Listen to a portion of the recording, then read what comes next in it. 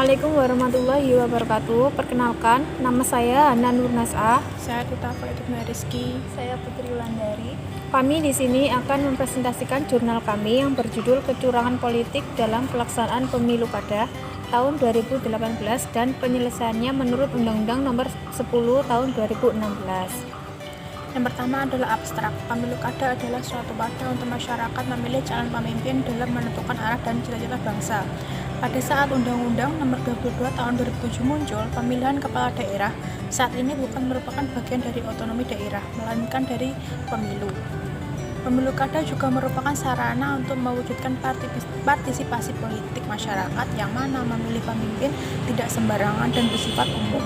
Dalam pelaksanaan pemilu kada seringkali dijumpai yakni kecurangan. Sejumlah modus kecurangan pada pemilu kada selalu ditemui sebelum adanya pandemi COVID-19 yang sudah pandemi.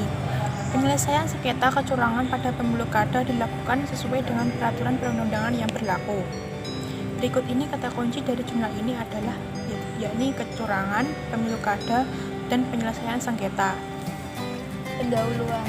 Pemilihan umum merupakan salah satu ciri khas suatu negara yang berpahamkan demokrasi. Pasalnya, pemilu merupakan media atau prasarana yang dilakukan guna mendapatkan hak pemilihan dari rakyat yang berlandaskan hak pemilih secara bebas. Mengemukakan apresiasi setiap masyarakat yang dilakukan sesuai asas pemilu menurut Undang-Undang 1945. Adanya pemilihan umum bertujuan untuk memilih keanggotaan yang mengisi jabatan eksekutif di berbagai daerah seperti tingkat pusat, provinsi, maupun kabupaten kota. Seperti anggota DPRD Republik Indonesia, Dewan Pemerintahan Daerah, hingga Presiden yang beserta wakilnya. Pemilihan umum atau yang biasa disebut pemilu sangatlah penting, sebab pemilu merupakan instrumen penting dalam menentukan arah kebijakan suatu negara. Sebagai sarana terciptanya pemerintahan baru yang benar-benar dipilih atas apresiasi rakyat, dengan maksud agar setiap wakil yang dipilih oleh rakyat yang berasal dari rakyat akan bekerja semaksimal mungkin untuk rakyat. Dalam prosesnya, pemilu diselenggarakan oleh penyelenggara pemilu dengan berlandaskan ketentuan atau asas penyelenggara pemilu. Hal ini ditegakkan guna menghindari pelanggaran serta kecurangan dalam pemilu. Adapun permasalahan yang akan dibahas dalam penelitian ini, pertama, apa saja jenis kecurangan dalam pelaksanaan pemilu kepala daerah menurut Undang-Undang Nomor 10 Tahun 2016. Yang kedua, bagaimana penyelesaian kecurangan pemilu kada menurut Undang-Undang Nomor 10 Tahun 2016. Metode. Kajian ini menggunakan teknik penelitian yuridis normatif. Metode analisis data difokuskan dengan cara mengumpulkan data, yakni menelaah bahan kepustakaan atau data sekunder. Analisis yang dimaksud adalah sebuah gambaran yang dilakukan berdasarkan telaah yang cermas sehingga cenderung memikirkan tujuan di balik riset atau penelitian ini. Data sekunder adalah data yang telah terkumpul dengan tujuan untuk memecahkan suatu masalah yang kini sedang dialami, meliputi bahan hukum primer dan bahan hukum sekunder. Sumber bahan hukum primer dapat berupa peraturan perundang-undangan yang berlaku, seperti Undang-Undang Dasar Negara Republik Indonesia tahun 1945, Undang-Undang Nomor 10 Tahun 2016, dan perundangan yang terkait dengan tema penelitian. Sedangkan sumber material hukum sekunder yakni buku referensi dan jurnal sesuai dengan tema penelitian. Kemudian menjabarkan lebih lanjut bahan hukum primer dalam konteks teoritis. Konteks teoritis adalah menguraikan suatu kalimat yang dapat mendukung atau menambah kejelasan makna pada penelitian berdasarkan pendapat dari peneliti atau penemuan serta didukung oleh data dan argumentasi. Pembahasan 1. Kecurangan dalam pilkada menurut Undang-Undang Nomor 10 Tahun 2016. Dalam pemilihan kepala daerah terdapat beberapa kecurangan atau pelanggaran. Kecurangan atau pelanggaran tersebut adalah A. Pelanggaran tindak pidana pemilu. Pelanggaran atau kejahatan terhadap ketentuan pemilihan merupakan pengertian dari pelanggaran tindak pidana pemilu. Manipolitik, pemalsuan surat, kekerasan, dan ancaman dalam hal mencegah seseorang mendaftarkan diri sebagai pemilih, melibatkan aparat atau lembaga eksklusif untuk dapat memenangkan calon, manipulasi suara, keberpihakan, serta kelalaian penyelenggara dan penggelembungan suara merupakan bentuk dari pelanggaran tindak pidana pemilu. terkait syarat calon kepala daerah dalam keberpihakan serta kelalaian pemilu kada yang umumnya terjadi dibagi menjadi dua jenis. Pertama, meluruskan calon kepala daerah yang tidak memenuhi syarat. Kedua, mendiskualifikasi calon kepala daerah yang seharusnya memenuhi syarat. B. Pelanggaran administratif pemilu. Pelanggaran administratif ialah pelanggaran terhadap undang-undang pemilu yang merupakan bukan ketentuan pidana pemilihan serta pelanggaran terhadap ketentuan lain yang diatur dalam ketentuan kampanye pada pemilihan umum. Pelanggaran administrasi terdiri dari pelanggaran terhadap tata cara berkaitan dengan administrasi pelaksanaan pemilihan pada setiap tahapan pemilihan. Contohnya, kekacauan terkait daftar pemilihan tetap yang mengakibatkan sebagian warga negara kehilangan hak pilihnya. Apabila dalam kasus tersebut terdapat unsur kesengajaan, maka dalam hal ini bisa saja masuk dalam pelanggaran tindak pidana pemilu. Begitu juga dalam penyelenggaraan pemilu kada, tidak terdapat sanksi tegas bagi kandidat yang dengan sengaja mempengaruhi penyelenggaraan pemilu kada secara curang. Komisi Pemilihan Umum Provinsi, KPU Kabupaten atau Kota mengusut dan memutus pelanggaran administrasi paling lama selama 7 hari sejak rekomendasi Bawaslu Provinsi dan Panwaslu Kabupaten atau Kota diterima.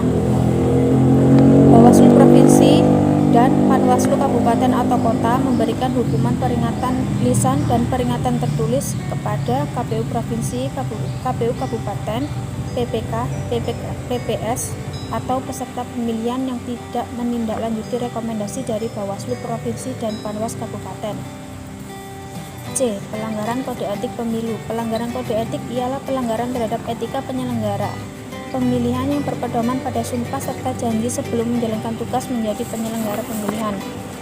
Pelanggaran kode etik penyelenggara pemilihan diselesaikan oleh DKPP, Dewan Kehormatan KPU yang bersifat ad hoc, dibentuk untuk menyelidiki pengaduan atau laporan terkait adanya dugaan pelanggaran kode etik yang telah diatur oleh anggota KPU. Sesuai hasil pemeriksaan, Dewan Kehormatan KPU menetapkan rekomendasi yang bersifat mengikat dan KPU harus melaksanakan rekomendasi tersebut. D. Sengketa dalam tahapan atau proses pemilu.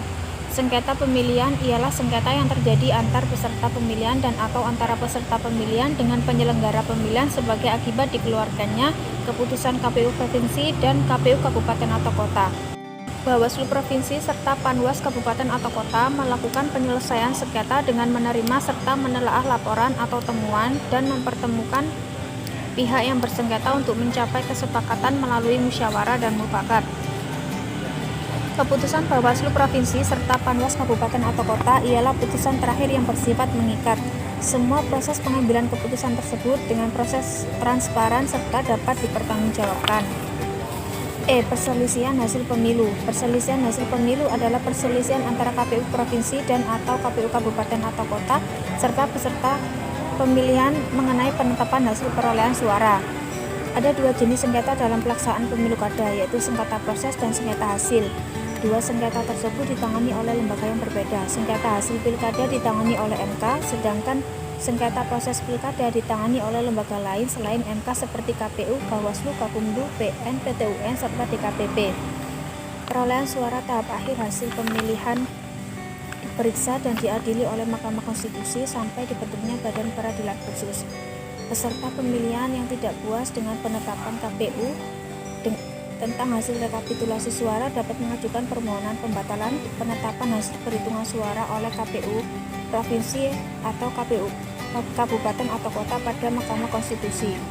Syarat permohonan pembatalan penetapan hasil perhitungan suara yaitu untuk sengketa hasil yang bisa diajukan ke MK, syarat selisihnya maksimal antara 0,5% hingga 2%, di mana persentase tadi ditentukan dengan jumlah penduduk yang ada di provinsi, kota, atau kabupaten.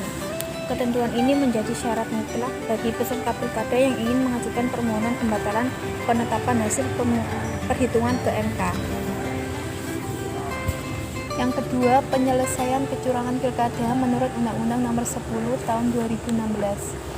Pencoblosan kepala daerah sebagai instrumen yang dapat memastikan perubahan peredaran elit politik atau pergantian kekuasaan pemimpin pada tingkat daerah, yang mana arah dan pola dari suatu kebijakan publik akan berubah secara periodik.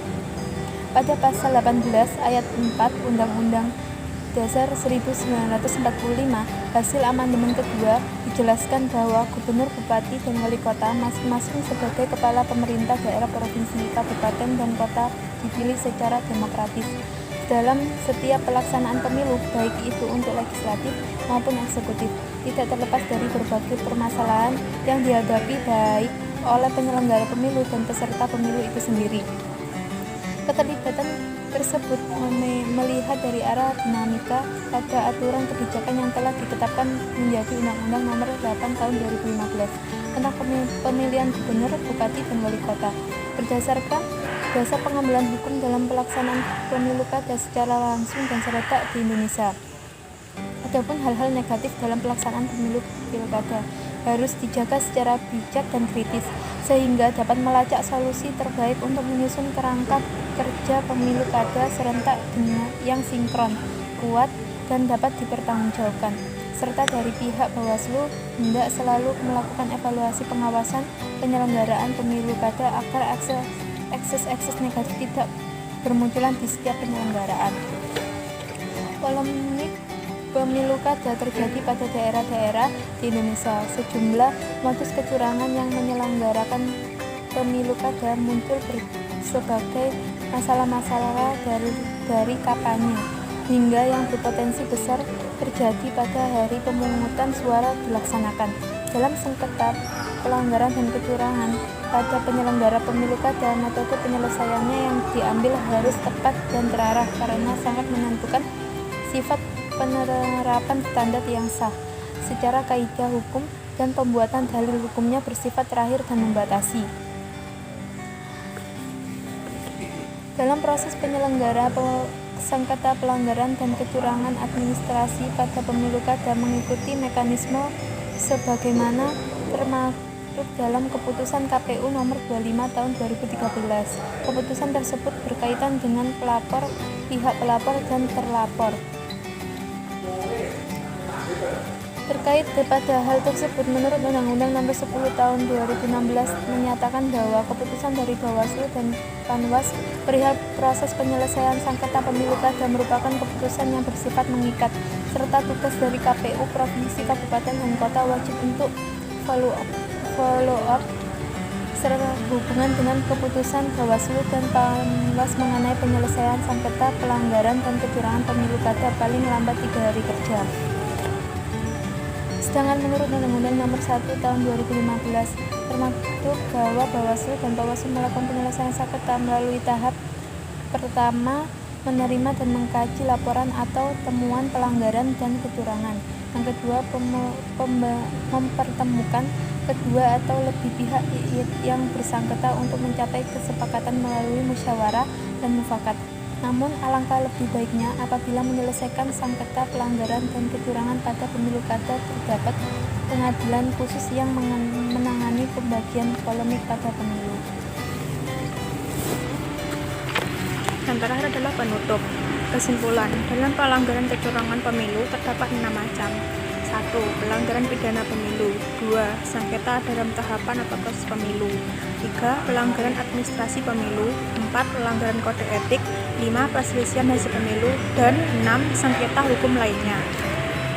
Bentuk-bentuk pelanggaran tersebut meliputi money politik, pelanggaran dalam pemungutan suara, pemalsuan surat, kekerasan, dan ancaman untuk mencegah seseorang mendaftar sebagai pemilih, penggunaan fasilitas negara, melibatkan aparat atau lembaga tertentu untuk memenangkan pasangan, manipulasi suara, praktik politik uang, keberpihakan, dan kelalaian penyelenggaraan dan penggelembungan suara. Dalam sengketa kecurangan pada penyelenggaraan pemilu kada, metode penyelesaian yang diambil harus tepat dan terarah, karena sangat menentukan sifat penerapan standar yang sah sesuai dengan kaidah hukum dan pembuatan dalil hukumnya bersifat terakhir dan membatasi. Sumber pengambilan hukum menyelesaikan sengketa dapat dilihat dari sudut pandang norma dan undang-undang hukum acara. Hanya saja sejauh ini belum ditemukan adanya ukuran untuk dijadikan tolak ukur penaksiran yang digunakan oleh Bawaslu maupun Panwaslu dalam proses uji pemenuhan dalam penyelesaian objek sengketa dengan prinsip-prinsip hukum.